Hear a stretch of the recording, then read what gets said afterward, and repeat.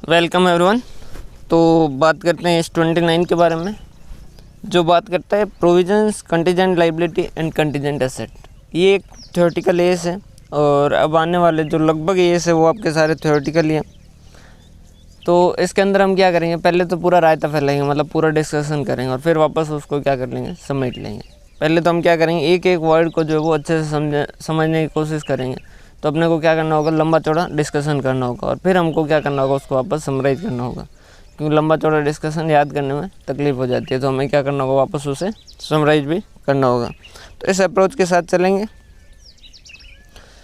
और आपको क्या करना है, केयरफुली अटेंटिवली इस लेक्चर को ज्वाइन करके रखना है। तो इसके अंदर क्या क्या कवर है, सबसे पहले तो स्कोप, ये इस किस किस के ऊपर लगता है, फिर इसमें कुछ डेफिनेशन है उसके ऊपर बात करेंगे, फिर प्रोविज़न पे बात करेंगे, फिर contingent liability, contingent asset, measurement, future event, expected disposal of asset क्या है, रिम्बर्समेंट, रीस्ट्रक्चरिंग और डिस्क्लोजर, इन सारों के बारे में बात करेंगे। तो पहले बात करते हैं स्कोप। थोड़ा सा शुरुआत के अंदर ये जो आपको बोर भी कर सकता है, उसमें अब मेरा कोई रोल नहीं है। कारण ये है कि ये जो है वो थ्योरेटिकल है तो करना पड़ेगा, उसको पढ़ना पड़ेगा। S29 should be applied in accounting for provision and contingent liabilities and in dealing with contingent asset other than those resulting from financial instrument that are carried at fair value। वो कह रहा है कि अगर कोई फाइनेंशियल इंस्ट्रूमेंट है जो fair value पे कैरी करता है तो उसके ऊपर एस जो है ये नहीं लगेगा। सेपरेट एस है जो इसको डील करता है। Those resulting from executors contract except where the contract onerous. Executors contract मतलब क्या होता है, ऐसा जिसके अंदर दोनों पार्टियों का परफॉर्मेंस जो है वो अभी तक क्या है, बाकी है, तो वो क्या कर लेता है, एग्जीक्यूटर कॉन्ट्रैक्ट। तो इन्होंने कहा कि भाई अगर एग्जीक्यूटर कॉन्ट्रैक्ट है, दोनों का परफॉर्मेंस बाकी है, तो वो भी यहाँ पर कवर नहीं होगा। Except onerous contract. Onerous contract को क्या कहा जाता है, एक और इसका नाम है लॉस मेकिंग कॉन्ट्रैक्ट। कोई ऐसा कॉन्ट्रैक्ट कर लिया हमने जिससे अब ये तय हो गया है कि अब सिर्फ और सिर्फ नुकसान ही होगा और कुछ भी नहीं होगा, तो वो क्या कहलाएगा, लॉस मेकिंग कॉन्ट्रैक्ट कहलाएगा। सपोज आपने क्या कर दिया कि जिस दिन ये कोरोना वायरस आया उससे जस्ट एक दिन पहले आपने क्या कर लिया, जूस की शॉप ओपन करने के लिए आपने सारा कुछ ज़मीन वगैरह जो भी है वो ले चुके थे और सारा कुछ इंस्ट्रूमेंट ला के वहाँ रख दिया। अब जो है 2 साल तक आपको पता है कि साल भर के तक तो इसका जूस वगैरह सेल होना मुश्किल है, तो उस केस के अंदर ये जो है वो साल भर के लिए क्या बन गया, ऑनरस कॉन्ट्रैक्ट। ठीक है, एक्चुअल ऑनरस कॉन्ट्रैक्ट क्या होगा, वो फिर लॉस मेकिंग ही रहेगा। जैसे आपने क्या कर दिया, ये मोबाइल का जो कीपैड होता है उसके बनाने के लिए आपने फैक्ट्री डाली, जैसे आपने डाली और आपका प्रोडक्शन शुरू हुआ, उसके बाद में टच स्क्रीन मोबाइल आ गया और कीपैड वाले मोबाइल जो है उनका सेल बंद हो गया, तो उस केस के अंदर वो जो फैक्ट्री है, वो जो कॉन्ट्रैक्ट है वो आपके लिए क्या हो जाएगा, लॉस मेकिंग हो जाएगा। क्लियर है, तो उसे क्या कहा जाएगा, onerous contract. Those arising in insurance enterprise from contract with the policy holder. Policy holder के साथ जो इंश्योरेंस कंपनी का कॉन्ट्रैक्ट होता है वो भी यहाँ कवर नहीं होगा। इंश्योरेंस अलग से, उनके एरिडा जो है उनको अलग से डील करता है। और those covered by another accounting standard such as accounting standard 7, 9, 15, 19, S22 deal with specific type of provision, contingent liability और कंटीजेंट एसेट। मतलब वो कह रहा है कि अगर कोई स्पेसिफिक एस ने स्पेसिफिक कुछ बता दिया कि भाई इस तरीके से प्रोविज़न वगैरह बनाए जाएंगे, तो उसके हिसाब से प्रोविज़न बनाओगे।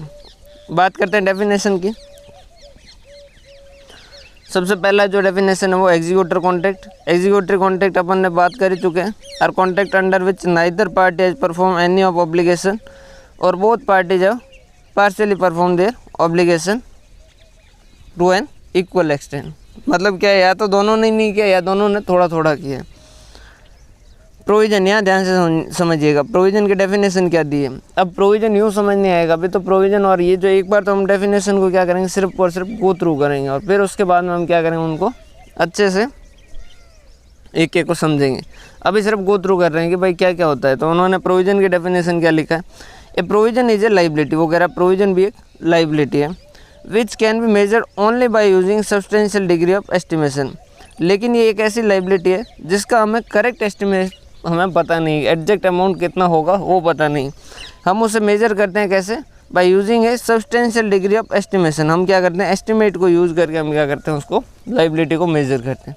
मतलब क्या कहा कि प्रोविज़न जो है वो लाइबिलिटी तो है, उसके अंदर कोई डाउट नहीं है, लेकिन वहाँ पर कितने की लाइबिलिटी ये हमें पता नहीं है। वो पता करने के लिए हम एग्जैक्ट अमाउंट नहीं दे सकते, हमें क्या करना होगा, कुछ न कुछ सब्सटेंशियल डिग्री ऑफ एस्टिमेट लेने पड़ेंगे, मतलब हमें कुछ एस्टिमेट लेके ही पता कर सकते हैं अमाउंट।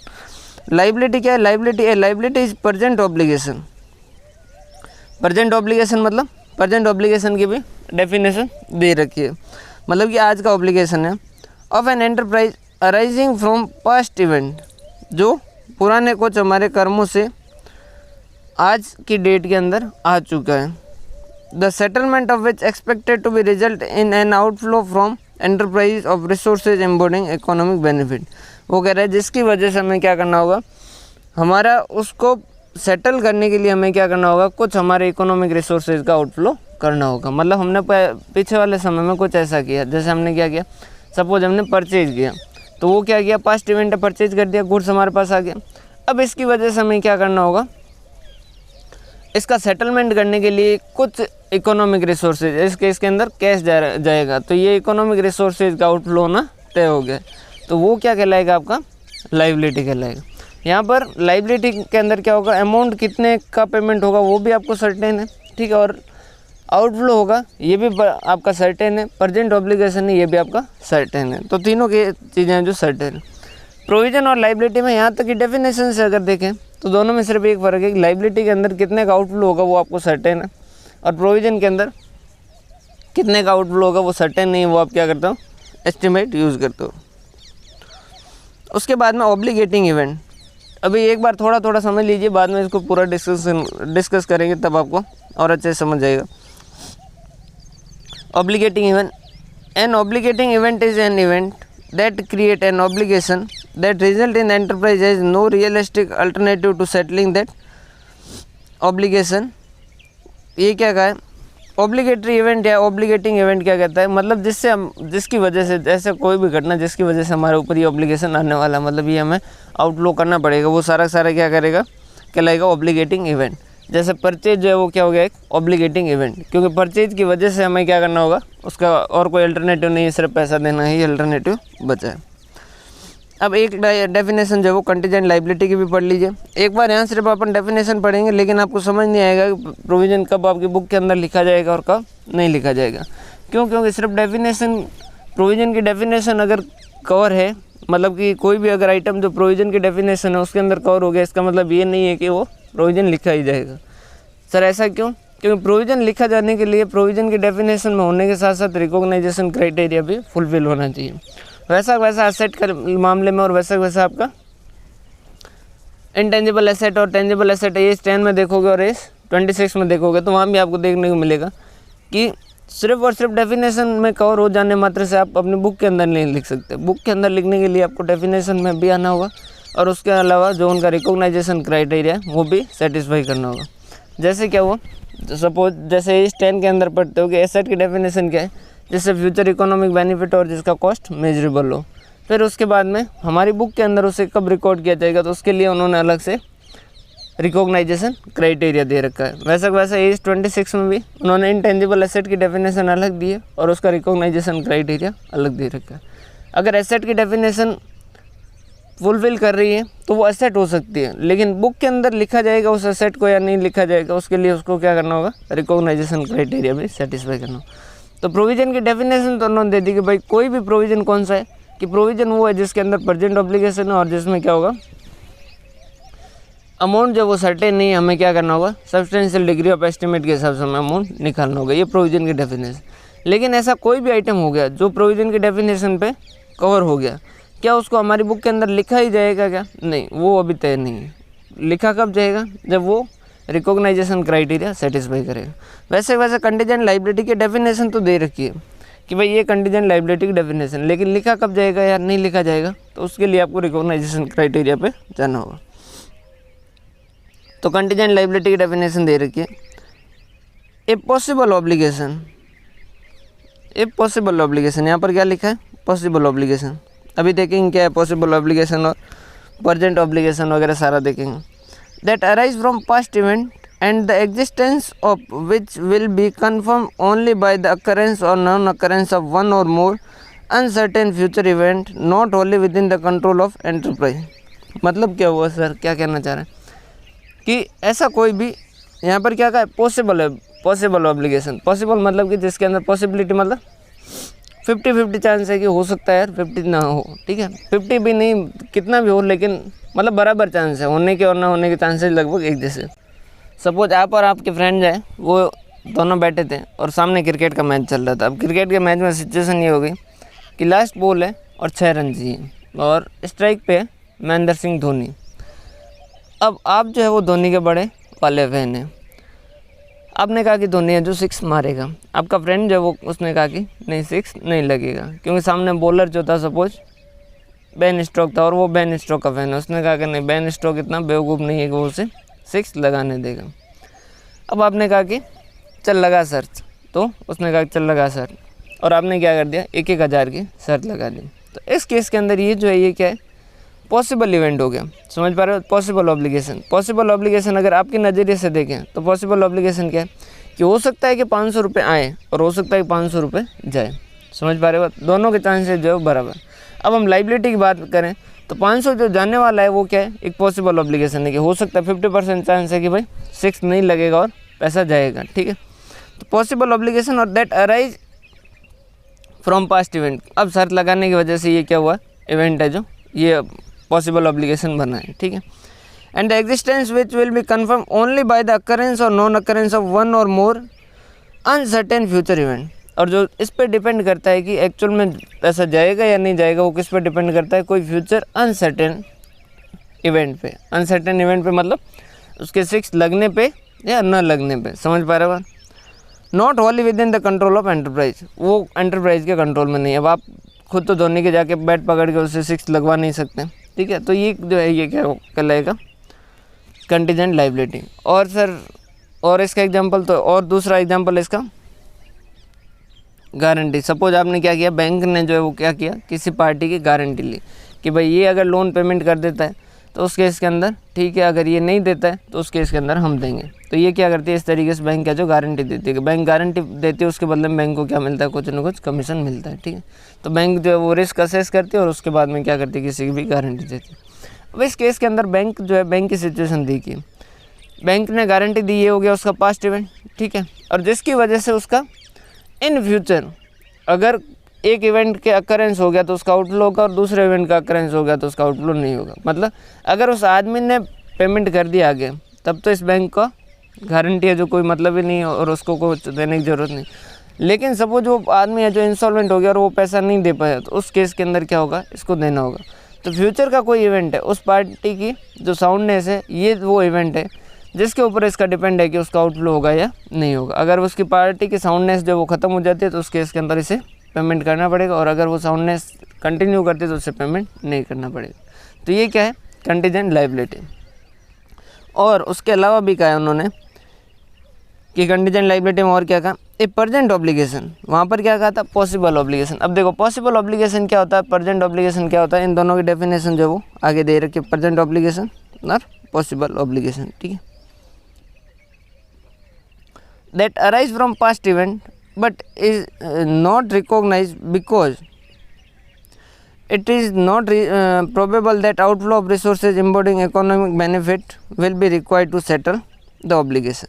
मतलब क्या हुआ, जैसे है प्रेजेंट ऑब्लिगेशन था, प्रेजेंट ऑब्लिगेशन का यूँ समझ लीजिए जहाँ पर होने के चांसेस जो है वो ज़्यादा है न होने से।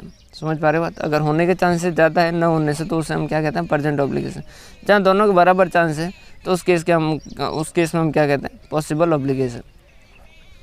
या यूँ समझ लीजिए, सपोज क्या हुआ, हमने क्या किया, किसी दिन गुस्से में क्या कर दिया, अपने फ्रेंड का जो कुछ ज़्यादा ही बोल दिया, ठीक है। और फ्रेंड जो है वो कोर्ट के अंदर चला गया। अब कोर्ट के अंदर जाके उसने अपने ऊपर क्या कर दिया, मानहानि का केस कर दिया। अब अपन गए अपने वकील के पास, तो उन्होंने अपन ने वकील से पूछा कि भाई क्या लग क्या रहा है, केस का क्या होगा। तो उन्होंने कहा कि यार ऐसा चलता रहता है, फ्रेंड के अंदर ऐसा लई केस कर दे कोई, कोर्ट भी इतना तो समझदार है कि दोस्तों में अगर नहीं बोलेगा वो तो कहाँ बोलेगा, और कुछ भी नहीं होने वाला है। तो यहाँ पर क्या है, ये जो है रिमोट प्रोबेबिलिटी बताई उसने। तो आप उसको कुछ बुक के अंदर लिखने की ज़रूरत है क्या, नहीं लिखने की ज़रूरत नहीं। थोड़ा केस आगे चला, फिर आप एक दिन और वकील के पास गए और वकील को कहा कि क्या लग रहा है अब केस का।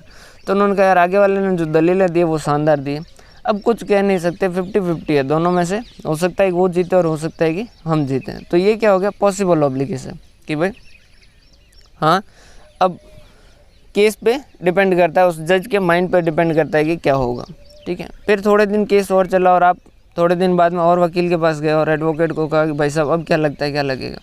तो उसने कहा यार आगे वाले ने जो दलीलें दी वो बहुत शानदार दी है और पक्ष के अल्टीमेटली जो कोर्ट है वो उसके पक्ष में ही फैसला देगा। क्लियर है। तो यहाँ पर क्या हो गया, ज़्यादा चांस हो गए कि होगा ये, समझ पा रहे हो बात, कि ज़्यादा चांस ये हो गए कि हमारे ऊपर मानहानि का दावा है जो उसका सक्सेसफुल होगा और हमें कुछ पेमेंट करना पड़ेगा, ठीक है। हमने कहा कितना पैसा देना पड़ेगा, तो उन्होंने कहा यार मानहानि के केस के अंदर बता नहीं सकते कि कितना पैसा देना होगा। फिर उसके बाद में थोड़े दिन और चला और फिर केस का अल्टीमेटली केस जो है वो फाइनल हुआ और हमारे ऊपर सपोज 1 लाख रुपीज़ का मानहानि का दावा है जो कोर्ट ने अप्रूव किया और हमें 1 लाख रुपये देने का उन्होंने आदेश दिया। और यहाँ पर क्या हो जाएगा, सर्टेन हो जाएगा लाइबिलिटी कि भाई हाँ 1 लाख रुपीज़ देने हैं और 1 लाख रुपीज़ का पेमेंट होगा। तो ये देखो ये स्टेप बाय स्टेप चला। पहला जो केस था उसके अंदर पहले शुरुआत के अंदर क्या था, रिमोट चांसेस थे, तब हमने इग्नोर किया। फिर उसके बाद में पॉसिबल ऑब्लिगेशन हुआ, तो पॉसिबल ऑब्लिगेशन के अंदर हम क्या करेंगे, पॉसिबल ऑब्लिगेशन के टाइम में हम उसे क्या करेंगे, कंटीजेंट लाइबिलिटी में रखेंगे कि भाई 50-50 चांस। फिर उसके बाद में ज़्यादा चांस हो गए होने के कि उन्होंने कहा केस तो वो जीतेगा लेकिन कितना अमाउंट है वो पता नहीं, तो उस वक्त हम क्या करेंगे, उसको प्रोविज़न पे ले जाएंगे, ठीक है। अगर हम रियलाइबल एस्टिमेट बना के हम क्या कर सकते हैं, उसको अमाउंट है जो लिख सकते हैं, तब तो हम क्या करेंगे, उसे प्रोविज़न लिखेंगे। और अगर सपोज उन्होंने कह दिया कि ज़्यादा चांस है कि भाई केस तो आप हारेंगे लेकिन कितने का होगा इसके बारे में कोई भी एस्टिमेट लगाना पॉसिबल नहीं है, तो फिर क्योंकि प्रोविज़न करना चाहिए लेकिन प्रोविज़न कर नहीं पाएंगे क्योंकि सब्सटेंशियल डिग्री ऑफ एस्टिमेट के साथ भी हम अमाउंट है जो नहीं पता कर पा रहे हैं, तो उस केस के अंदर इसने कहा कि आप कंटीजेंट लाइबिलिटी लिख दो। फिर जब फाइनल हो जाएगा कि हाँ लाइबिलिटी आ गई है, मतलब कि पेमेंट करना है और इतना अमाउंट पेमेंट करना है, तब हम उसे क्या कहते हैं, एज ए लाइबिलिटी रिकॉर्ड करते हैं। क्लियर है। तो उन्होंने कहा कि एक तो क्या है प्रोबेबल है और एक सेकंड उन्होंने कहा एक प्रेजेंट ऑब्लिगेशन है that arise from past event but is not recognise because it is not probable that outflow of economic resources embodying economic benefit will require to settle the obligation. उन्होंने कहा कि है present obligation था लेकिन उसके अंदर जो सेटल करने के लिए हमें इकोनॉमिक बेनिफिट का पेमेंट नहीं होगा। मतलब क्या हुआ, जैसे अब हमने वकील को पूछा कि भाई साहब क्या लग रहा है, तो वकील ने कहा कि केस तो वो जीतेगा। हमने कहा कि क्या कितना पैसे भरने पड़ेंगे, तो उन्होंने कहा पैसे नहीं, कोर्ट ऐसे केस के अंदर क्या करता है, जो गालियाँ देता है ना उससे झाड़ू निकलवाता है पूरे शहर के अंदर, तो आपको क्या करना पड़ेगा, झाड़ू निकालना पड़ेगा पूरे सिटी के अंदर। तो उस केस के अंदर क्या प्रेजेंट ऑब्लिगेशन आ चुका है क्या, हाँ प्रेजेंट ऑब्लिगेशन ज़्यादा चांस हो चुके हैं कि वो होगा। क्लियर है। लेकिन यहाँ क्या आउटफ्लो होगा इकोनॉमिक रिसोर्सेज का, नहीं इकोनॉमिक रिसोर्सेज का आउटफ्लो नहीं होगा, आपका क्या करना होगा, झाड़ू निकालना होगा पूरे सिटी में से, ठीक है। तो उस केस के अंदर भी क्या आप क्या कीजिए, इसे कंटीजेंट लाइबिलिटी में कवर हो जाएगा। और सेकंड या तो क्या ये हो जाए या फिर क्या है प्रेजेंट ऑब्लिगेशन है लेकिन a reliable estimate of amount of obligation can not be made, लेकिन हम क्या कर सकते हैं, अमाउंट का जो रियलाइबल एस्टिमेट है वो नहीं कर सकते, तो उस केस में भी हम क्या करेंगे, कंटीजेंट लाइबिलिटी ही लिखेंगे। क्लियर है। तो यहाँ सेकंड के अंदर दो है, बी और +1 और सेकंड है B+2, ठीक है। कंटीजेंट एसेट क्या होती है, contingent asset is a possible asset that arise from past event the existence of which can be confirm only by occurrence और नॉन अकरेंस ऑफ वन और more uncertain future event not only within the control of enterprise. जैसा current liability का दिया उसका just opposite current asset का। अब sir दो word लिखे थे, प्रेजेंट ऑब्लिगेशन और एक पॉसिबल ऑब्लिगेशन, ये क्या होता है, तो देखो प्रेजेंट ऑब्लिगेशन क्या है, an obligation is a present obligation if based on the evidence available, जो आज हमारे पास एविडेंस अवेलेबल है, ठीक है, its existence at the balance sheet date is considered probable. Probable मतलब मोर लाइकली देन नॉट, मतलब कि ज़्यादा चांस जो वो होने के न होने से, तो वो क्या कहलाएगा, प्रेजेंट ऑब्लिगेशन। वो क्या कहलाएगा, प्रेजेंट ऑब्लिगेशन। क्या सर ऐसा भी तो हो सकता है कि अभी तो ज़्यादा चांस थे होने के लेकिन फिर उल्टा हो जाए, जैसे क्रिकेट का मैच चल रहा था, ठीक है, लास्ट के अंदर 10 बॉलों के अंदर जो है वो 60 रन चाहिए थे, तो न श्योर ही था कि भाई अब मैच हार चुके हैं, लेकिन जो है वो दोनों वेस्ट इंडीज़ वाले प्लेयर थे, इसने 4 बॉल में 4 सिक्स मार दिए और फिर इधर से ब्रेथ वेट था और उसने स्ट्राइक चेंज किया और उसने फिर 6 बॉल में 6 सिक्स मार दी। और ऐसा हो सकता है कि भाई जो प्रेजेंट ऑब्लिगेशन था जिसके अंदर ज़्यादा चांस होने के थे वो भी आगे जाके चेंज हो जाए, हाँ हो सकता है, ऐसा एस्टिमेट के अंदर चेंज हो सकता है, तो उसके लिए एस 5 है जो डील कर लेगा, कोई आपको उसके बारे में चिंता करने की ज़रूरत है नहीं। अभी हम प्रेजेंट ऑब्लिगेशन किसको कहेंगे, जिसमें होने के चांसेस ज़्यादा न होने से। समझ पा रहे बात। हम वकील साहब के पास गए और वकील साहब ने कहा कि भाई अब जीतेगा तो वो ज़्यादा चांस तो जीतने के उसके हैं, तो ये क्या हो जाएगा हमारे लिए प्रेजेंट ऑब्लिगेशन हो जाएगा। समझ पा रहे बात। मोर लाइकली देन नॉट, होने के चांसेस ज़्यादा न होने से। और पॉसिबल ऑब्लिगेशन, ठीक है, an obligation is possible obligation is based on the evidence available. आज जो एविडेंस अवेलेबल उसके हिसाब से its existence at the balance sheet date is considered not probable, जिसको हम प्रोबेबल नहीं कह सकते, जिसको हम मोर लाइकली देन नॉट नहीं कह सकते कि होने के चांसेस ज़्यादा ऐसा नहीं कह सकते, तो वो सारे क्या आ जाएंगे पॉसिबल ऑब्लिगेशन, जिसमें मतलब 50-50 चांस है या फिर उससे कम चांस है। उसके अलावा एक जो है वो रीस्ट्रक्चरिंग। रीस्ट्रक्चरिंग क्या है, a restructuring is a programme that is planned and controlled by management and materially change either the scope of business undertaken by the enterprise, the manner in which business is conducted. मतलब हम क्या कर रहे हैं, जैसे पहले Tata steel में काम कर रहा था, अब टाटा मोटर्स के अंदर काम करने वाला, तो ये क्या कहलाएगा बिजनेस रीस्ट्रक्चरिंग। या फिर बिजनेस टाटा की 5 यूनिट थी जिसमें से 1 यूनिट वो क्या करने वाले, बंद करने वाले, तो ये क्या कहलाएगा बिजनेस रीस्ट्रक्चरिंग। क्लियर है। उसके बाद में अब बात करते हैं प्रोविज़न के बारे में। अब यहाँ से ध्यान समझिए, ये जो डेफिनेशन थी ये तो प्योर थ्योरी था, ठीक है, और लेकिन यहाँ से हम बात करेंगे कि प्रोविज़न को कब हम हमारी बुक के अंदर लिखेंगे। अभी तक जो था वो डेफिनेशन था, प्योर डेफिनेशन, कि भाई प्रोविज़न होता क्या है, करंट लाइबिलिटी होता क्या है, करंट एसेट होता क्या है, रीस्ट्रक्चरिंग होता क्या है, ठीक है। ये डेफिनेशन सारी पढ़ने के बाद अब हम बात करेंगे प्रोविज़न, मतलब अब हम बात करेंगे प्रोविज़न को हम हमारी बुक के अंदर लिखेंगे कब। तो अब यहाँ से आप बहुत ही ध्यान से समझिएगा। देखो प्रोविज़न की डेफिनेशन क्या थी, a provision is a liability which can be measured only by using substantial degree of estimate. ऐसी कोई भी लाइबिलिटी जिसको सब्सटेंशियल डिग्री ऑफ एस्टिमेट के साथ हम मेजर कर सकते हैं, 100% श्योर मेजर नहीं कर सकते हैं, तो वो क्या कहलाएगी प्रोविज़न कहलाएगी। क्लियर है। लेकिन क्या कोई प्रोविज़न की डेफिनेशन फुलफिल करने मात्र से आपकी बुक के अंदर लिख दिया जाएगा? नहीं। प्रोविज़न की डेफिनेशन कवर करने का मतलब ये है कि वो प्रोविज़न जो है वो बुक के अंदर, वो आइटम जो है वो प्रोविज़न के रूप में बुक के अंदर लिखा जा सकता है। समझ पा रहे बात? क्लियर है। देखिए जो प्रोविज़न की डेफिनेशन का क्राइटेरिया फुलफिल करता है, इसका मतलब क्या है, ये जो इवेंट है, ये जो ट्रांजैक्शन है, ये आपकी बुक के अंदर एज ए प्रोविज़न लिखा जा सकता है। लिखा जाएगा या नहीं लिखा जाएगा उसके लिए आपको क्या करना होगा, इसका रिकॉग्नाइजेशन क्राइटेरिया फुलफिल करना होगा। A provision should be recognise when, उसे कब रिकॉग्नाइज करना चाहिए, व्हेन उसकी ये कंडीशन सेटिस्फाई हो।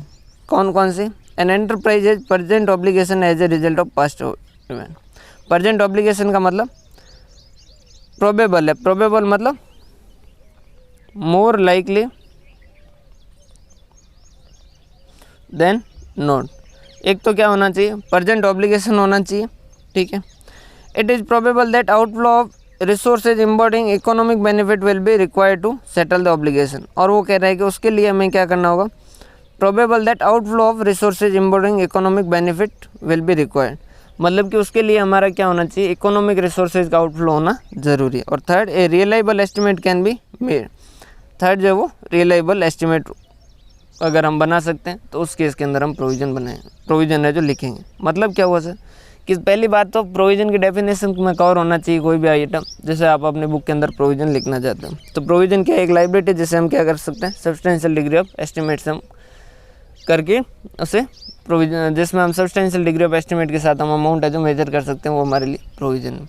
हम प्रोविज़न को बुक के अंदर लिखेंगे कब, तो उसके लिए आपके पास 3 कंडीशन है। उसके लिए आपके पास 3 कंडीशन है, present obligation, outflow of economic resources, ठीक है, और रियलाइबल एस्टिमेट, ठीक है। अगर ये तीनों condition, if these condition are not met, no provision should be recognise. मतलब क्या हुआ, प्रोविज़न था, लाइबिलिटी थी, सब्सटेंशियल डिग्री ऑफ एस्टिमेट के साथ हम उसे क्या कर सकते थे, मेजर कर सकते थे, ठीक है। प्रेजेंट ऑब्लिगेशन भी था, रियलाइबल एस्टिमेट भी हम बना सकते थे, लेकिन उसमें इकोनॉमिक रिसोर्सेज का आउटफ्लो होना नहीं है। तो उस केस के अंदर क्या प्रोविज़न लिखेंगे, क्या नहीं, प्रोविज़न नहीं लिखेंगे। तो कंडीशन कैसी है, 1 + 2 + 3, तीनों कंडीशन है जो सेटिस्फाई होनी चाहिए। तो अब कोई क्वेश्चन आपसे पूछता है कि प्रोविज़न इस सिचुएशन के अंदर प्रोविज़न जो वो लिखेंगे या नहीं लिखेंगे। अब अगर आप सीधा लिख देते हैं कि हाँ प्रोविज़न को लिखेंगे, हाँ प्रोविज़न को नहीं लिखेंगे, तो वहाँ आप जज नहीं है, ये आप चीज़ समझ लीजिए। आप वहाँ पर जज की भूमिका में नहीं बैठे, आप स्टूडेंट है, आपको बताना होगा कि भाई ये सिचुएशन हो तो उसे हम प्रोविज़न कहते हैं, और इन सिचुएशन अगर ये तीनों कंडीशन सेटिस्फाई होती है तो उस केस के अंदर हम हमारी बुक के अंदर प्रोविज़न को रिकॉग्नाइज करते हैं। फिर उसके बाद में लिखना होता है कि भाई इस केस के अंदर, गिवन केस के अंदर ये चीज़ है कि ये कंडीशन तीनों सेटिस्फाई हो रही है या नहीं हो रही, इस वजह से इसे प्रोविज़न लिखा जाएगा, नहीं लिखा जाएगा, तब तो आपको आंसर मिले, मतलब मार्क्स मिलेंगे। और अगर आप लिखते हैं कि हाँ प्रोविज़न लिख दो, नहीं प्रोविज़न मत लिखो, तो वहाँ पर आपको कोई मार्क्स नहीं मिलेंगे और मिलने भी नहीं चाहिए। समझ पा रहे हो? तो आप जज नहीं है, वहाँ पर आपको क्या करना होगा, ये प्रोविज़न जो है इसको ध्यान से पढ़ना होगा। मतलब अल्टीमेटली आपको यहाँ से लेके यहाँ तक जो है ये तो आपको पूरा अच्छे से पता ही होना चाहिए। ठीक है। प्रेजेंट ऑब्लिगेशन, ये देखो प्रेजेंट ऑब्लिगेशन वगैरह के इसको नॉन बैलेंस शीट दिए। Where it is more likely than not that present obligation exist at balance sheet date provision, कि अगर ज़्यादा होने के चांस है ज़्यादा ना होने से, तो उस केस के अंदर हम उसे क्या करेंगे, प्रेजेंट ऑब्लिगेशन और प्रोविज़न बनाएं। Where it is more likely that no present obligation exist at the balance sheet date contingent liability, मतलब जहाँ पर प्रेजेंट ऑब्लिगेशन नहीं है, मतलब होने के चांसेस ज़्यादा नहीं है, तो उस केस के अंदर हम कंटीजेंट लायबिलिटी लिखेंगे। और अगर रिमोट प्रोबेबिलिटी, मतलब बहुत कम चांस है कि ऐसा होगा, तो उस केस के अंदर हम उसे क्या कर देंगे, इवेंट कर देंगे, इग्नोर कर देंगे, sorry. Past event, past event के बारे में तो आप जानते हो, जो भी सारे पुराने कर्म कांड किए हुए हैं वो सारे पास्ट इवेंट में आएंगे। Past event that leads to present obligation is called as obligating event. जो पुराने कांड किए जिनकी वजह से आज हमारी ये सिचुएशन हुई, वो सारे के सारे क्या करेंगे, कहलाएंगे ऑब्लिगेटिंग इवेंट। भाई होता है ना, जैसे कि जिस दिन रिजल्ट आता है उस दिन आदमी या तो पास होता है या फेल होता है। तो पास होता है, उसने क्या किया है, पास्ट के अंदर कुछ मेहनत की है, जिसकी वजह से ये जो है वो पुराने कर्म है जिनकी वजह से उसका ये रिजल्ट हुआ है, तो वो क्या है, पास्ट इवेंट है। फेल हुआ, उसने क्या किया होंगे, पुराने उसने भी कुछ कर्म कांड किए, मज़े कर रहा था, टाइम पास कर रहा था, ठीक है, और उसकी वजह से फेल हुआ है। इस बार का जो एग्ज़ाम का लेवल है, जो मेरा एक्सपेक्टेशन है उसके हिसाब से इस बार का जो एग्ज़ाम का लेवल है वो टफेस्ट होगा। मतलब कि उसमें जो पेपर आएंगे वो टफ आएंगे, जो नॉर्मली आते हैं उससे ज़्यादा। क्यों? क्योंकि जो लेवल ऑफ प्रिपरेशन है वो काफ़ी इंक्रीज हो चुकी है। बहुत सारे स्टूडेंट हैं, उनके पास बहुत ज़्यादा टाइम मिला है, तो उनकी तैयारी सबकी क्या होगी, बहुत अच्छी होगी। और इंस्टीट्यूट को तो उतने ही सीए निकालने जितनी उनको मार्केट के अंदर डिमांड है, उससे ज़्यादा निकालेंगे तो कोई मतलब ही नहीं है, और ना इंस्टीट्यूट उनको निकालने वाली। चाहे हम कुछ भी कर ले, कितना भी कर ले, लेकिन अल्टीमेटली इंस्टीट्यूट को तो फिक्स है कि भाई इतने ही स्टूडेंट को हमें क्लियर करवाना है।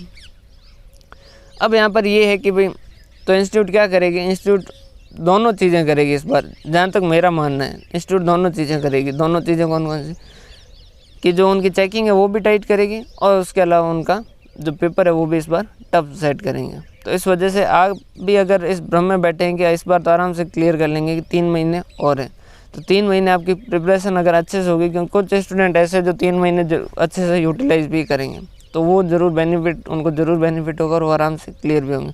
और जो 3 महीने में इस तरीके से टाइम पास करेंगे कि चलो यार 3 महीने और मिले, मज़े से आराम से क्लियर कर लेंगे, तो उनके लिए तकलीफ़ होने वाली है।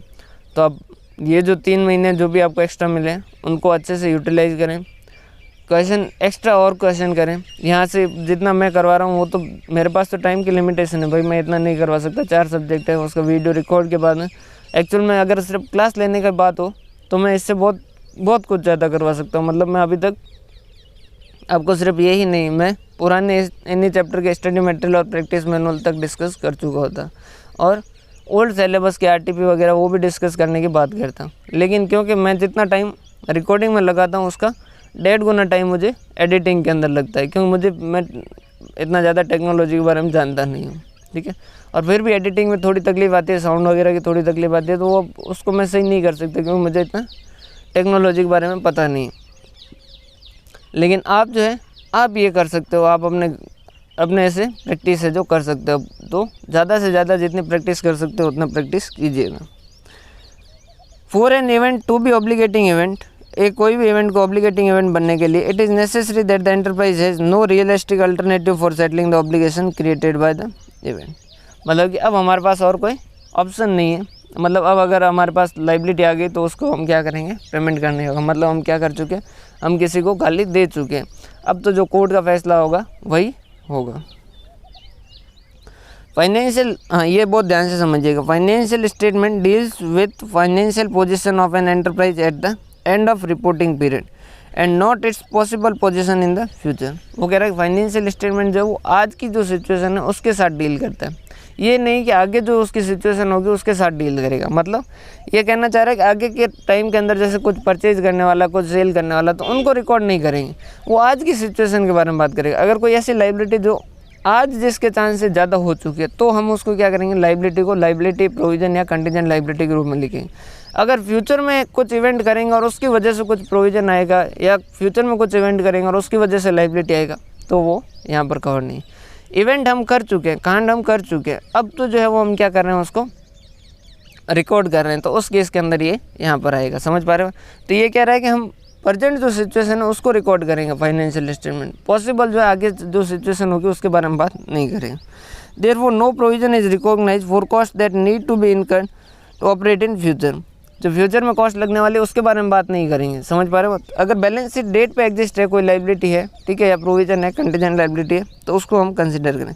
The only liability recognise in enterprise balance sheet are those that exist at balance sheet date. जो बैलेंस शीट डेट पे एग्जिस्ट है सिर्फ उसी के बारे में बात करें। It is only those obligation arising from past event existing independently of enterprise future action that are recognise as provision. वो कह रहा है कि हम सिर्फ उन्हीं ऑब्लिगेशन के बारे में बात करेंगे जो पास्ट के अंदर हो गए और इंडिपेंडेंट है वो, और फ्यूचर एक्शन से फ्यूचर में हम कुछ भी कर लें, हमें उनका पेमेंट करना होगा, तो उसे हम प्रोविज़न के रूप में करेंगे। तो अब प्रोविज़न आपको पूरा अच्छे से समझ आ गया कि प्रोविज़न जो है वो एक लाइबिलिटी है। देखो समझिएगा, प्रोविज़न एक लाइबिलिटी है। मैं इसको समराइज कर देता हूँ।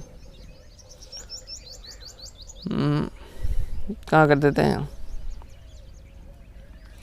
तो डेफिनेशन जो है वो क्या कहती है, वो दो बात कहती है कि एक तो क्या है,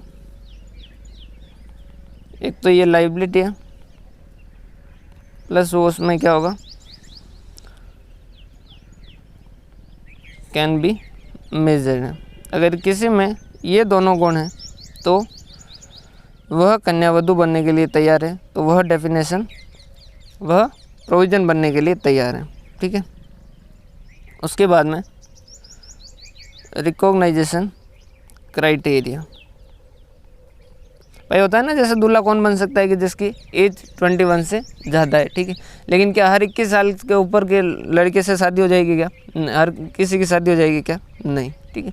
उसके अलावा भी उसमें कुछ कैरेक्टरिस्टिक्स होने चाहिए, पढ़ा लिखा होना चाहिए, समझदार होना चाहिए, तब जाके उसकी शादी होने के चांसेस हैं। ठीक है, तो डेफिनेशन के अंदर क्या, लाइबिलिटी और उसे कैन बी मेजर्ड। फिर रिकॉग्नाइजेशन क्राइटेरिया के अंदर क्या क्या, पहला लिखा प्रेजेंट ऑब्लिगेशन, क्या होना चाहिए, प्रेजेंट ऑब्लिगेशन मतलब पास्ट के अंदर कुछ इवेंट किया उसकी वजह से आज क्या है, होने के चांसेस ज़्यादा है न होने से। और उसके अलावा सेकंड क्या है, आउटफ्लो ऑफ इकोनॉमिक रिसोर्सेज, उसकी वजह से इकोनॉमिक रिसोर्सेज का आउटफ्लो होगा।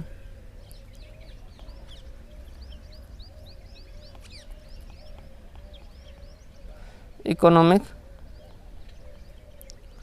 रिसोर्सेज। और थर्ड जो है वो क्या है आपका,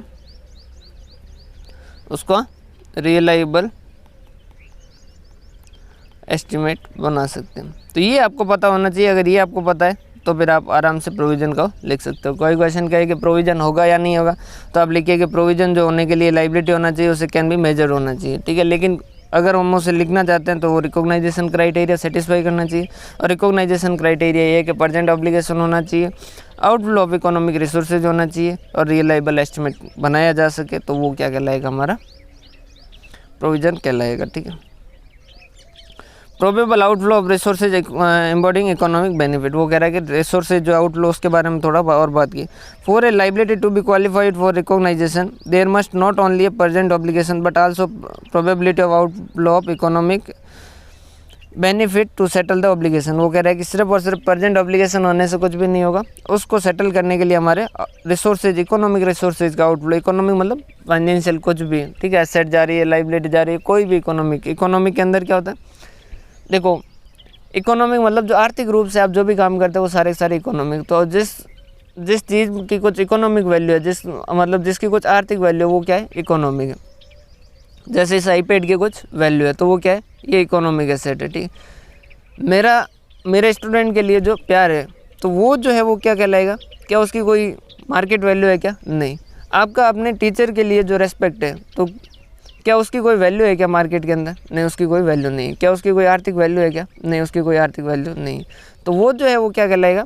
नॉन इकोनॉमी। तो यहाँ हम बात किसकी कर रहे हैं कि कुछ इकोनॉमिक जो है आउटफ्लो होना चाहिए। मतलब ये जो है जैसे रेस्पेक्ट हो गया, ये हो गया, शाबाशी हो गया, ये सारा नहीं जा रहा है। एक्चुअल के अंदर क्या जा रहा है? कुछ आइटम जा रहा है जिसकी इकोनॉमिक वैल्यू है। मतलब कि जैसे ये आईपैड हो गया, कैलकुलेटर हो गया, या ऐसा कुछ जा रहा है। ठीक।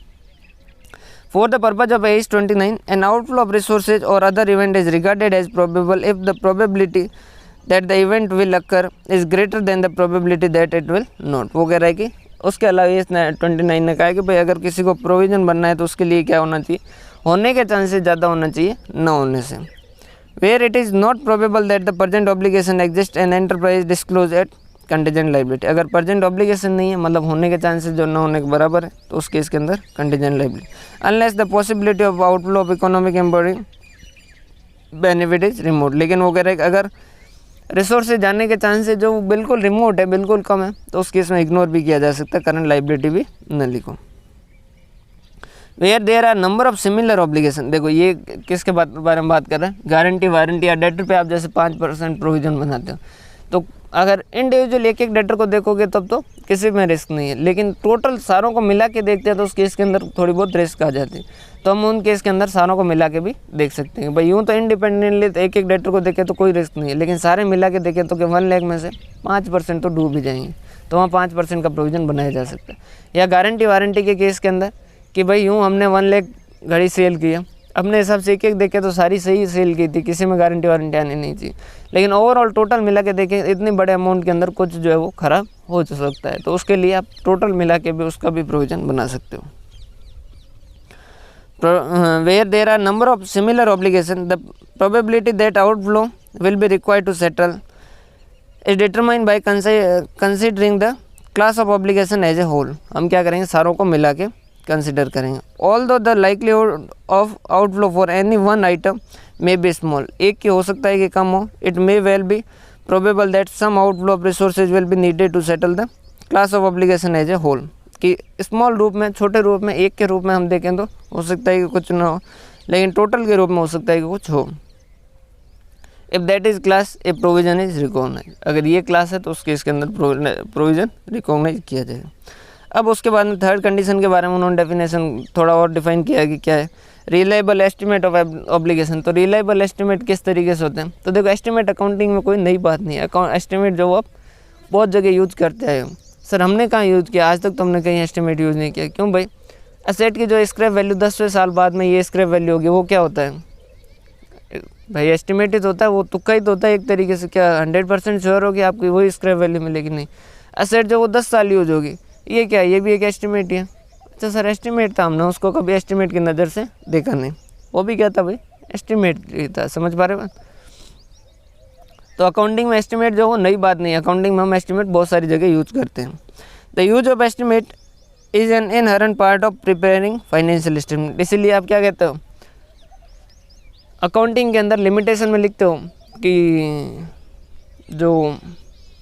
ऑडिटिंग के अंदर जो उसकी ऑडिटिंग की जो लिमिटेशन लिखते हो उसके अंदर क्या लिखते हो? Nature of accounting. कि अकाउंटिंग का नेचर ही ऐसा है कि वहाँ पर एस्टिमेट लिए जाते हैं। अब एस्टिमेट के अंदर कोई कह नहीं सकता कि ये एस्टिमेट है जो एग्जैक्ट सही है या गलत है, क्योंकि एस्टिमेट का मतलब भी थोड़ा बहुत तुक्का होता है। And does not undermine their reliability. वो कह रहा है कि एस्टिमेट जो हम यूज करते हैं और इस वजह से कि भाई एस्टिमेट यूज करना पड़ रहा है, इस वजह से हम इसको फाइनेंशियल स्टेटमेंट में नहीं लिखेंगे, ये बात कहनी गलत है। Provisions are required greater degree of estimation than most other item. वो कह रहा है यहाँ पर प्रोविजन में ज़्यादा हमें एस्टिमेट की ज़रूरत पड़ती है। But AS 29 emphasise that it should not be impossible to determine the range of possible outcome and from this range to reach appropriate conclusion that the sufficient reliable for the provision is to be recognised. AS 29 conclude that the circumstances in which not be possible to reach reliable estimate will be extremely rare। वो इसने इतने में इतना रायता फैलाया कि भाई AS 29 मानता है कि ऐसा कहीं सिचुएशन होती नहीं है, ऐसा हम नहीं मानते कि भाई जहाँ रियलाइबल एस्टिमेट बनाना पॉसिबल ना हो। अगर फिर भी अगर ऐसी कोई सिचुएशन आ जाती है जिस पर रियलाइबल एस्टिमेट बनाना मुश्किल हो, तो उसको हम क्या करेंगे? वो एक्सट्रीमली रेयर है और उसको हम क्या करेंगे, इग्नोर करेंगे।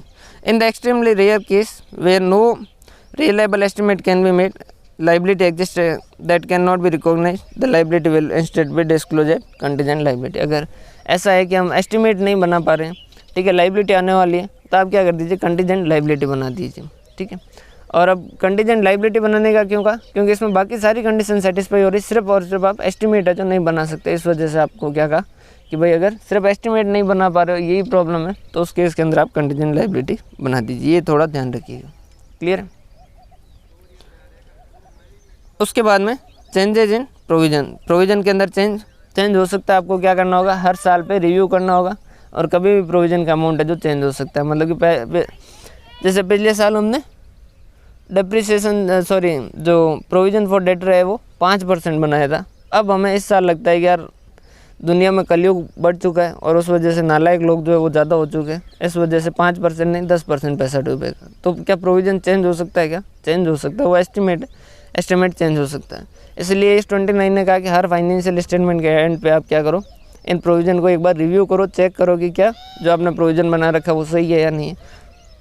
अगर नहीं है तो उस केस के अंदर आप चेंज भी कर सकते हो। Provision should be reviewed at each balance sheet date and adjusted to reflect the current best estimate. If it is no longer probable that outflow of resources importing economic benefit will be required to settle the obligation, the provision should be reversed। और अगर आपको लगता है कि अब ज़रूरत नहीं है प्रोविज़न की, तो आप रिवर्स भी कर सकते हो। यूज ऑफ प्रोविज़न, अब जैसे प्रोविज़न फॉर डेटर बनाया है, ठीक है, तो वो जो प्रोविज़न है वो सिर्फ और प्रोविज़न फॉर बेड डेट्स बनाया, तो वो सिर्फ और सिर्फ बेड डेट्स के लिए ही यूज होगा। मतलब जिस एक्सपेंस के लिए, जिस लाइबिलिटी के लिए आपने प्रोविज़न बनाया वो उसी के लिए यूज होगा।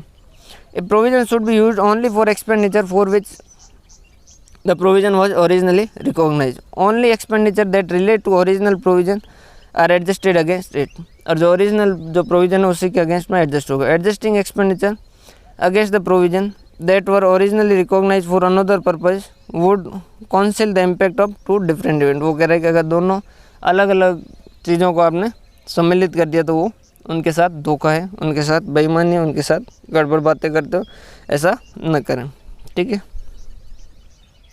उससे नेक्स्ट आता है कंटीजेंट लाइबिलिटी, कि भाई कंटीजेंट लाइबिलिटी क्या है। आज पता नहीं क्या है यार, हवा ही नहीं चल रही बिल्कुल। An enterprise should not recognise a contingent liability but should be disclose. वो कह रहा है कंटीजेंट लाइबिलिटी को हम रिकॉग्नाइज नहीं करेंगे, उसको हम फुट नोट के अंदर डिस्क्लोज करेंगे। A contingent liability is disclose unless the possibility of an outflow of resources importing economic benefit is remote. वो क्या कह रहा है, ए कंटीजेंट लाइबिलिटी डिस्क्लोज, उसको डिस्क्लोज करेंगे, लेकिन unless the possibility of outflow of resources importing economic benefit is remove. लेकिन अगर आपको लगता है कि पेमेंट का जो चांस है जो वो न के बराबर, तो आप उसे इग्नोर भी कर सकते हो। देखो, अगर इकोनॉमिक रिसोर्सेज के आउटफ्लो के चांसेज रिमोट है तो आप उसे इग्नोर कर सकते हो। लेकिन अगर आप रिलायबल एस्टिमेट नहीं बना पा रहे हो तो उस केस के अंदर आप क्या करोगे, उसे कंटीजेंट लाइबिलिटी के रूप में रिकॉर्ड करोगे। आप उसे बताओगे कि भाई हाँ होगी, लाइबिलिटी होगी, सर्टेन होगी, लेकिन कितना अमाउंट वो पता नहीं, तो कंटीजेंट लाइबिलिटी लिखो। लेकिन आपको लगता है कि यार इसमें पैसे जाने के चांसेस न के बराबर, तो उसको आप क्या कर सकते हो, इग्नोर कर सकते हो। और लॉजिकल भी, इसमें कोई बुरी बात भी नहीं। उसके बाद में लिखा है कि भाई अगर जॉइंटली और सेवरली अगर किसी में हो कंटीजेंट लाइबिलिटी में, तो उसमें आप अपना पार्ट लिख दीजिए, ठीक है। या फिर आप ऐसा भी कर सकते हो कि पूरी लाइबिलिटी लिख दीजिए और जितना किसी और से मिलने वाला वो क्या कर दीजिए, वापस एज एसेट भी लिख सकते हो। कंटीजेंट एसेट जो है वो सिर्फ और सिर्फ उसी वक्त लिखी जा सकती है कंटीजेंट लाइबिलिटी के अगेंस्ट के अंदर। आइसोलेटेड कंटीजेंट एसेट लिखी नहीं जा सकती। सर बताइए कैसे?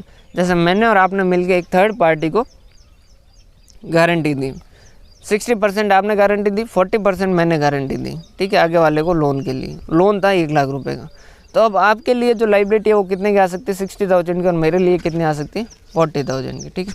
तो आपके पास एक ऑप्शन है कि 1 लाख की पूरी कंटीजेंट लाइबिलिटी मानो, अगर आगे वाला जैसे वो ऐसा ही है जिसकी साउंड पोजीशन, जिसकी गारंटी दी है वो अब थोड़ी खतरे में आ गई है, तो आप जो है वो प्रोविज़न कितने से बना सकते हो, मतलब कंटीजेंट लाइबिलिटी कितने से कर सकते हो, 1 लाख से कंटीजेंट लाइबिलिटी लिख के 40,000 जो वापस मुझसे मिल जाएगा उसे क्या कर सकते हो, एज ए कंटीजेंट एसेट लिख सकते हो। या फिर आप चाहो तो क्या करो, सिर्फ कंटीजेंट लाइबिलिटी को 60,000 से लिखो। समझ पा रहे हो भाई? अल्टीमेटली तो 1 लाख का पेमेंट 60,000 आप करोगे, 40,000 मैं करूँगा। तो आप क्या कर सकते हो कि आपकी कंटीजेंट लाइबिलिटी 1 लाख पूरी से लिख दो और 40,000 मुझसे रिम्बर्स हो जाएगा, तो वो आप कंटीजेंट एसेट लिख दो।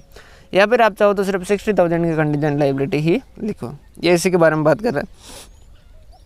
Where an enterprise is jointly and severally liable for an obligation, the part of obligation that is expected to be made by other party is treated as contingent liability. जो दूसरे part जो अपने लिए आएगा वो contingent liability के हिसाब से होगा। The enterprise recognise the provision for the part of obligation for which an outflow of resources embodying economic benefit is probable except it in the extremely rare circumstances where no reliable estimate can be made.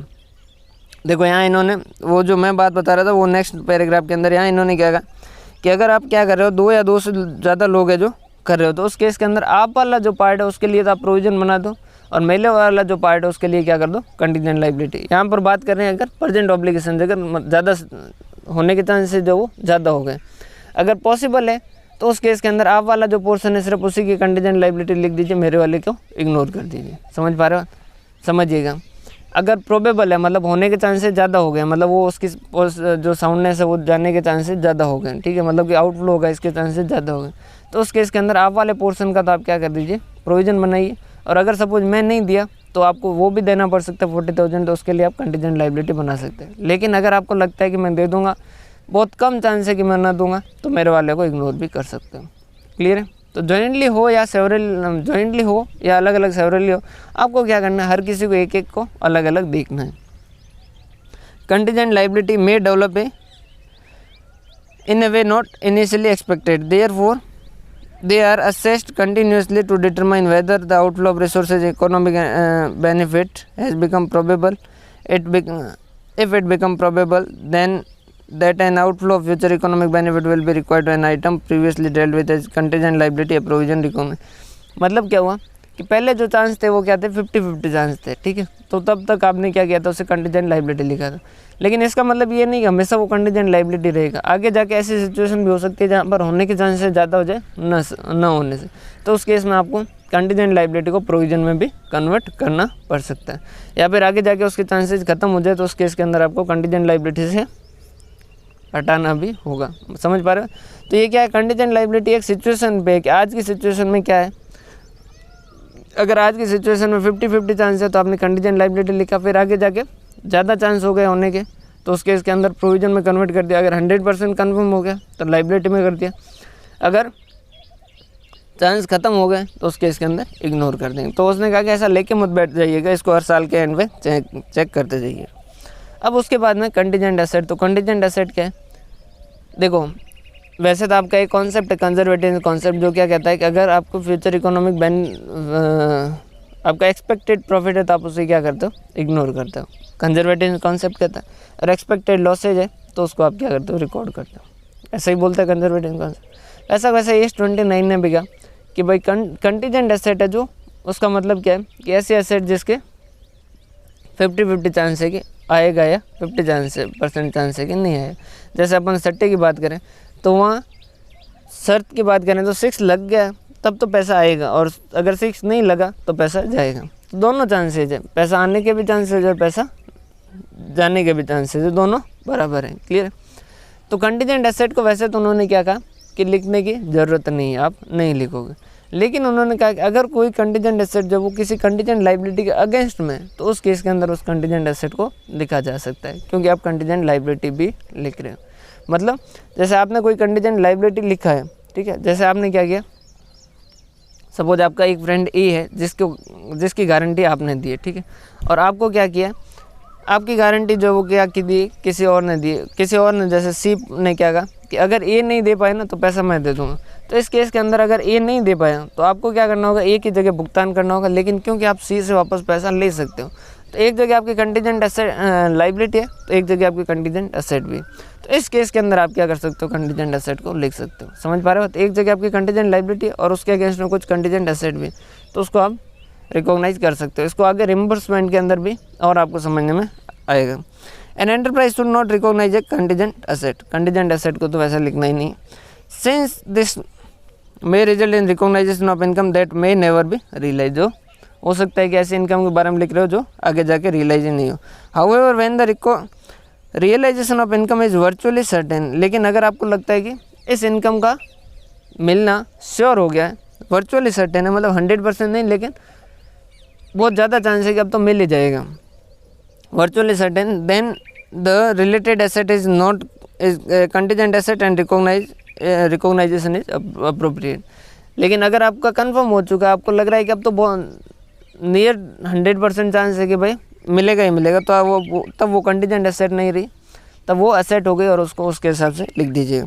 A contingent asset is not disclose in financial statement, it is usually disclose in report of approving authority. इसको financial statement में नहीं approve कर लिखेंगे, इसको कहाँ लिखेंगे, disclose in the report of approving authority. तो sir आपने जो बात बताई कंटीजेंट एसेट को कब लिखोगे, वो मैंने जो बात बताई वो रिम्बर्समेंट वाले में पार्ट के अंदर आपको और ज़्यादा कवर होगी, अभी तो सिर्फ उसका बेस बताया, ठीक।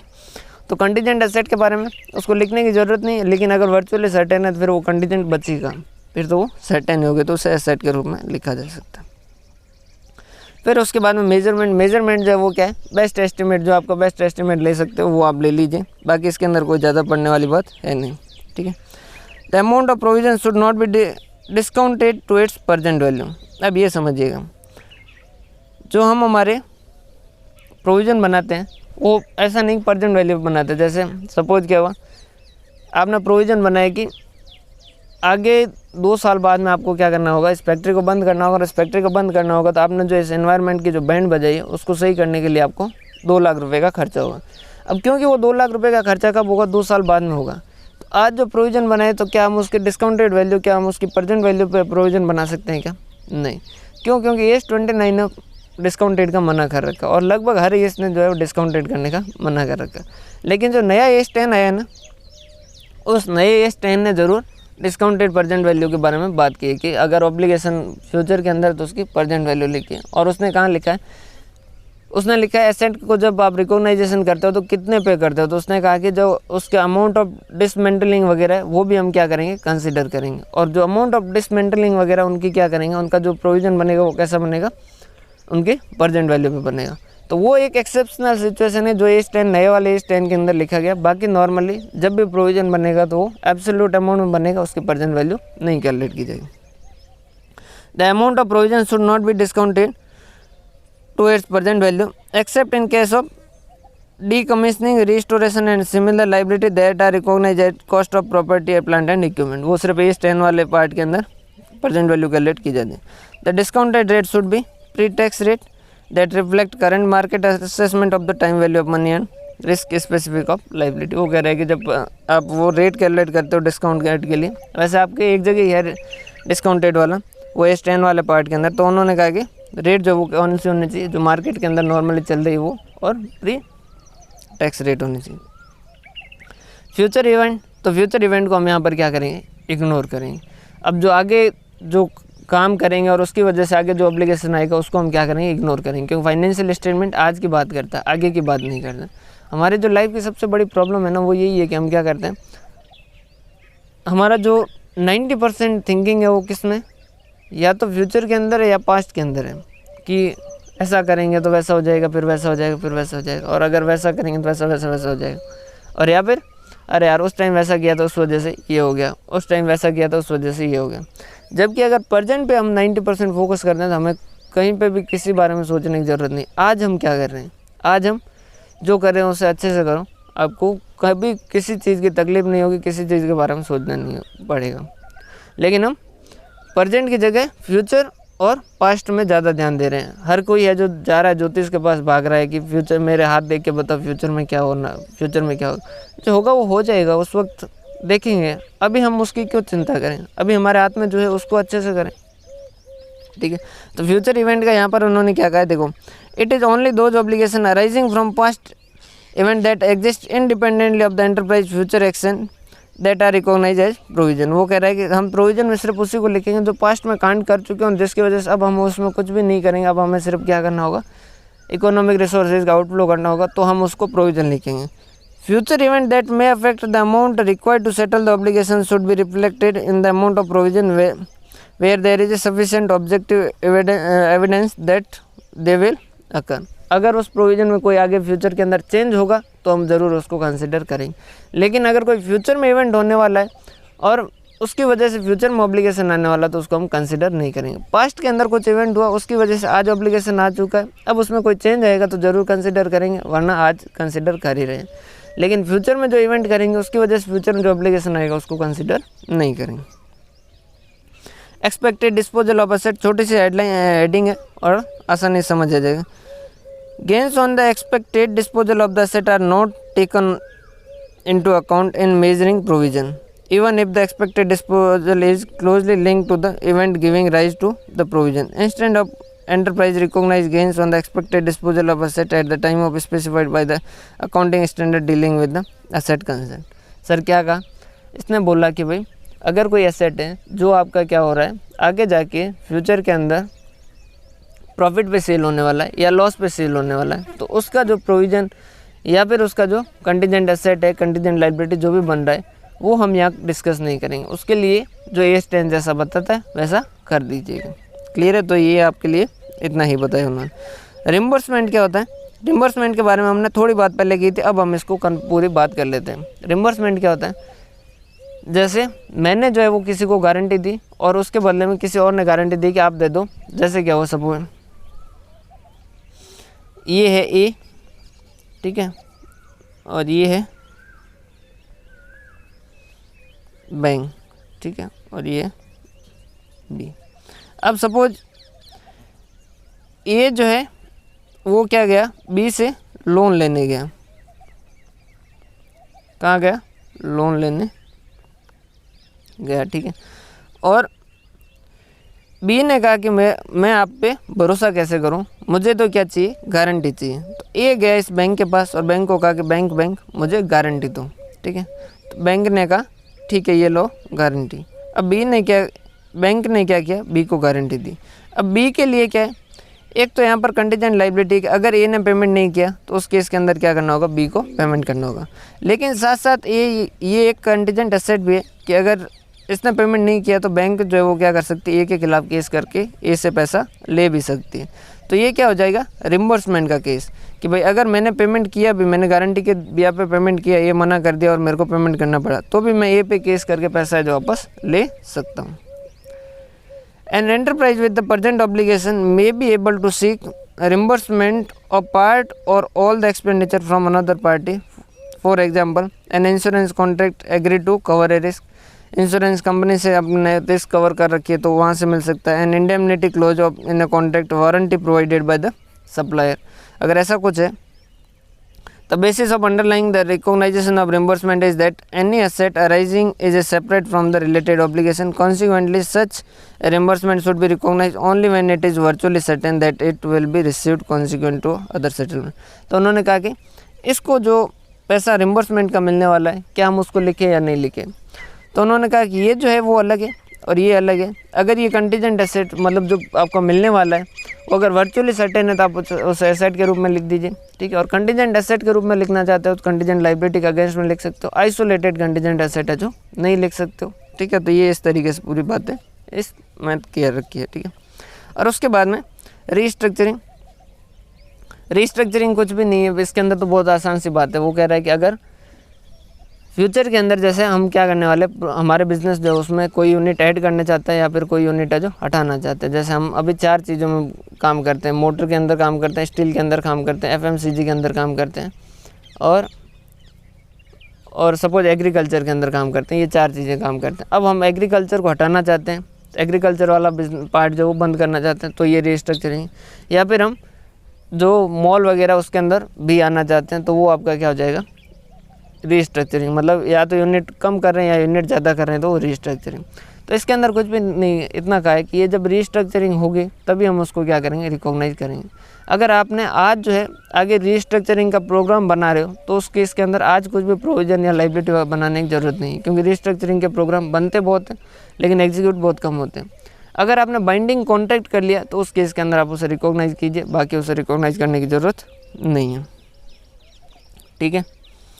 The following are example of event that will fall under the definition of restructuring: sale or termination of line of business, the closure of business location in a country or recognition of relocating business activity from one country or region to another. Nano ने पश्चिम बंगाल से गुजरात के अंदर आ गए तो ये क्या था, relocating. Changes in management structure, for example eliminating layer of management, या फिर मैनेजमेंट में से एक लेयर हटाना या ऐड करना, वो भी रिस्ट्रक्चरिंग में। Fundamental reorganisation that have material effect on nature and focus on the enterprise operation, या फिर इसके अलावा किसी भी तरीके का जिससे मेटेरियल इफेक्ट आ रहा है, ठीक है।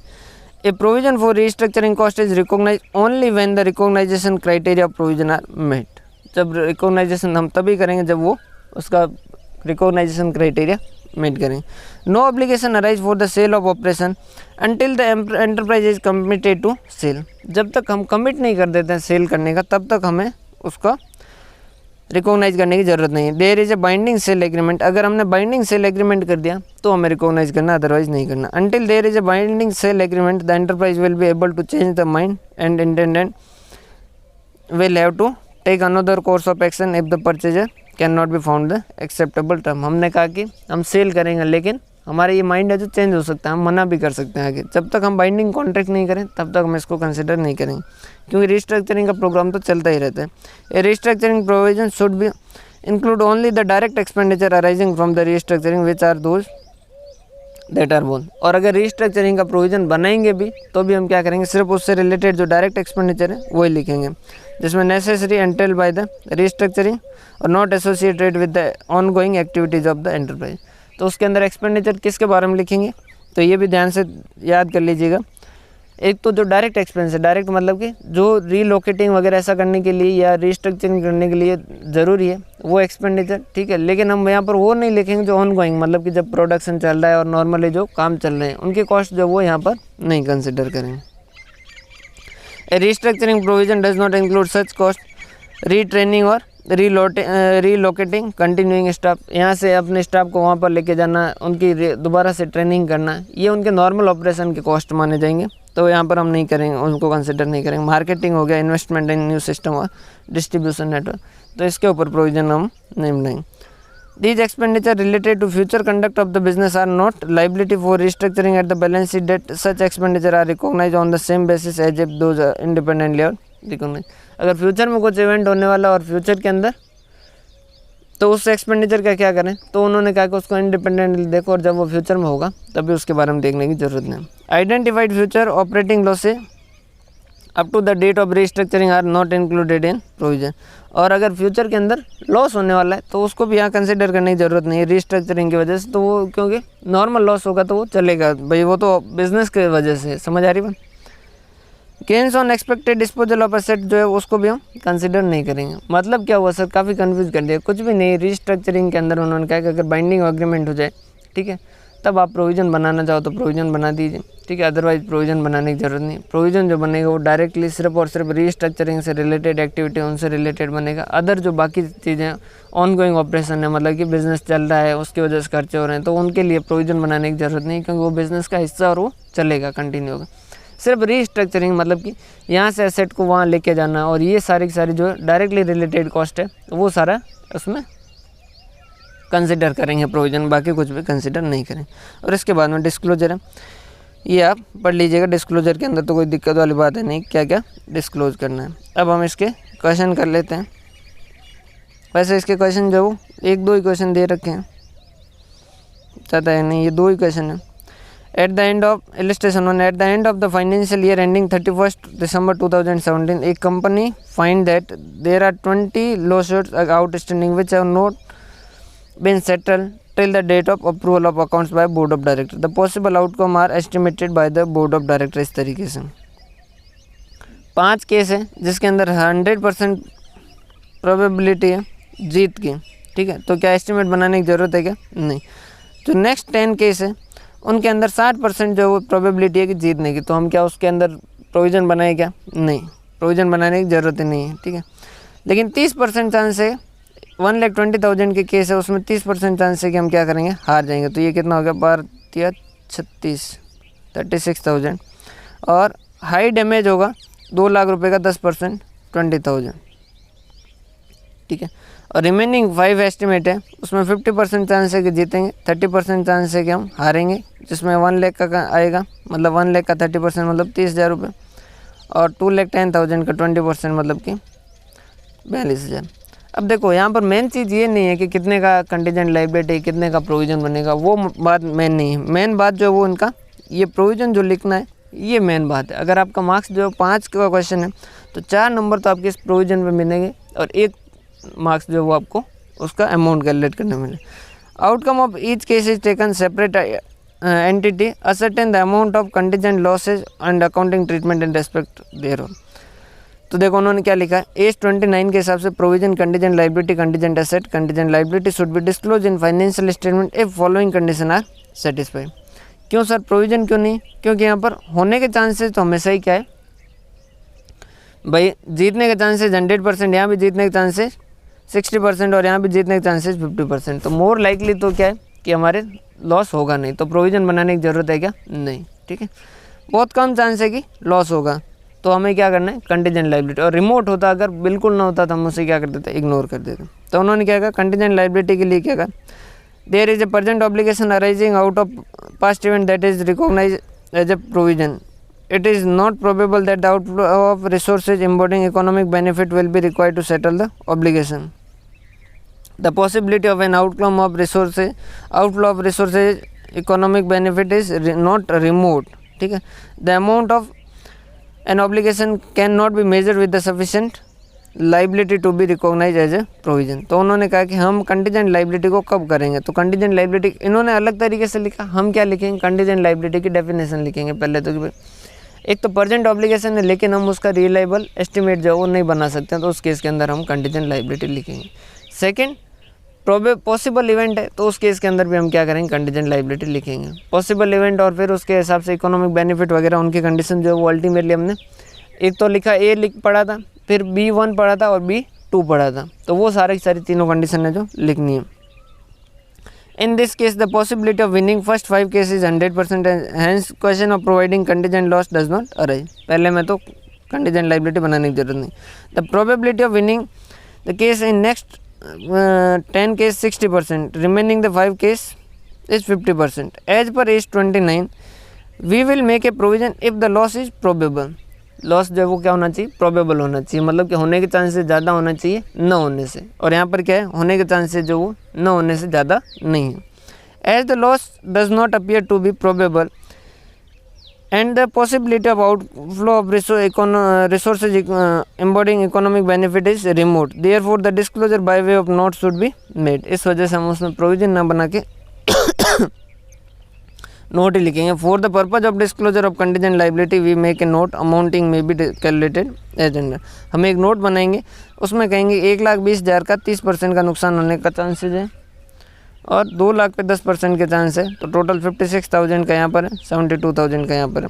The disclosure of contingent liability on the basis of maximum loss will be highly unrealistic, therefore the better approach will be disclose the overall expected loss of 9,20,000 as contingent liability. वो कह रहा है disclosure on the basis of maximum loss will be highly unrealistic, therefore the better approach will be disclose the overall expected loss of 9,20,000, 56,000 into 10। हाँ, ये वो कह रहा है कि भाई अब इसका एक का बताओ, उसकी जगह 10 केस है, तो जिसमें ये 56,000 into 10 और ये 5 केस है, तो ये इनके 5 के हिसाब से टोटल आपकी कंटीजेंट लायबिलिटी कितनी वो बता दीजिए। क्लियर। और 2 इलस्ट्रेशन है। सेकंड इलस्ट्रेशन है, Exos limited is in the process of finalising the accounts of the year ended 31 March 2017। The company seeks your advice on the following. The company is sales tax assessment for the assessment year 2014-15 has been completed on 14th February 2017 with the demand of 2.76 crore. The company paid entire due under protest without prejudice to right of appeal. The company filed an appeal before the appellant authority wherein the ground of the appeal cover tax on addition made in assessment order for the sum of 2.1 crore. वो क्या कह रहा है, situation क्या थी, tax assessment हुआ हमारा और उसमें 2.76 करोड़ का हमारे ऊपर क्या कर दिया उन्होंने, टैक्स का बर्डन डाल दिया। अब हमने क्या किया, पैसा तो जमा करवा दिया अंडर प्रोटेस्ट, मतलब कि भाई ठीक है हम पैसा जमा करवा रहे हैं लेकिन हम नहीं मानते कि हमारी लायबिलिटी है, ठीक है। और फिर हमने क्या किया, 2.10 करोड़ का हमने क्या कर दिया, 2.10 करोड़ के अगेंस्ट में हमने क्या कर दिया, केस कर दिया उनके ऊपर अपीलेंट ट्रिब्यूनल के अंदर कि भाई 2.10 करोड़ का जो एडिशन है वो ज़्यादा है। तब 2.76 में से 2.10 पे ही हमने फाइल किया, मतलब कि 0.66 करोड़ तो हमने क्या कर लिया, लाइबिलिटी मान लिया, उसको लाइबिलिटी लिखा वो सही लिखा। बाकी का 2.10 जो है वो क्या है, अगर हम केस जीत गए तो उस केस के अंदर पैसा वापस मिल जाएगा, और अगर केस हार गए तो वो पैसा बिक गया। ठीक है, तो अब यहाँ पर आपका जो है वो आंसर जो है वो कैसा होगा, इन्होंने तो आंसर बहुत छोटा सा लिखा है, लेकिन आपका आंसर कैसा होगा, आपका ऐसा होगा कि भाई यहाँ पर ये जो है ये सिचुएशन ये है कि भाई प्रोबेबिलिटी पे, अगर प्रोबेबिलिटी पे डिपेंड करेगा, अगर ज़्यादा होगा तो ये होगी, कम होगा तो ये होगी, और रिमोट होगा तो ये होगी। इन्होंने तो सीधा लिख दिया गया, since the company is not appealing against the addition of 0.66 crore, same should be provided in the account for the year ended 31st March 2017. The amount paid under the protest can be kept under the heading loans and advances and disclosed along with the contingent liability of 2.1 crore. वो कह रहे हैं अगर आपको लगता है कि आप जीत जाओगे तो उस केस के अंदर उसको क्या करो, जो पैसा दिया उसको as a loan and advances दे दो और कंटीजेंट लाइबिलिटी बना दो। अगर आपको लगता है कि ज़्यादा चांस है कि वो जाएंगे तो उसको लोन एंड एडवांसेज के साथ साथ प्रोविजन भी बना सकते हो। ठीक है, और अगर आपको लगता है कि ये भी केस अपन ने यूँ ही किया, बाकी अल्टीमेटली तो पैसा जाना नहीं, तो उसको क्या कर दो, इसको भी एज ए लाइबिलिटी रिकॉर्ड कर दो। Second, the company has entered into a wage agreement in March 2017 whereby the labour union has accepted a revision of wage from June 2016। मई 2017 में कॉन्टेक्ट किया, जून 2016 से रिवीजन हो रहा है। The agreement provided that the hike till May 2017 will not be paid to employees but will be settled to them at the time of retirement। वो कह रहा है कि उनका जो एक्स्ट्रा पेमेंट है वो मई 2017 तक का वो हम अभी नहीं देंगे, लेकिन हम कब देंगे, उसके रिटायरमेंट पे देंगे। अगर देना कन्फर्म है और अमाउंट कन्फर्म है तब तो लाइबिलिटी लिखेंगे, देना कन्फर्म और अमाउंट कन्फर्म नहीं है तो प्रोविजन लिखेंगे। क्लियर है। The company agrees to deposit the arrear of in government bond, और हमने वो पैसा गवर्नमेंट बॉन्ड में डिपॉजिट करने का डिसाइड कर दिया। The arrear for period June 2016 to March 2017 are required to be provided for the account for the company for the year ended 31 March 2017। तो वो कह रहा है कि क्योंकि लाइबिलिटीज ऐसी पीरियड के तो आपको इसी पीरियड के अंदर लिखना होगा। समझ पा रहे हो। पेमेंट आप चाहे तो बाद में करो, कोई दिक्कत वाली बात नहीं, ये तो लाइबिलिटी बन जाएगा। क्यों? क्योंकि यहाँ पर अमाउंट भी आपने सर्टेन कर दिया कि जितना पेमेंट जो है, इतनी जो सैलरी है उसका पोर्शन जो वो देंगे बाद में। क्लियर है। तो यहाँ लाइबिलिटी बन जाएगी, यहाँ कोई पॉसिबिलिटी वाले चांस ही नहीं है, यहाँ तो फिक्स कर दिया। क्लियर। तो इसके साथ ये 29 क्वेश्चन इसके कम है यहाँ पर, लेकिन आपको अगर एक्स्ट्रा क्वेश्चन करने हैं तो पुराने वाले स्टडी मटेरियल, ओल्ड सिलेबस का स्टडी मटेरियल और प्रैक्टिस मैनुअल से क्वेश्चन कर सकते हो। बाकी RTP मॉक टेस्ट वगैरह से भी क्वेश्चन कर सकते हो। बहुत बहुत धन्यवाद। और अगर आपको चैनल पसंद आ रहा है तो प्लीज़ इसको अपने फ्रेंड के साथ शेयर ज़रूर करें। बहुत बहुत धन्यवाद।